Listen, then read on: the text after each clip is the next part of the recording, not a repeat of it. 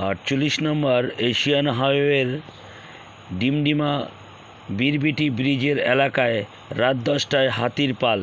দেখুন তার একটু দৃশ্য, কিভাবে তারা পারাপার করছেন রাস্তা।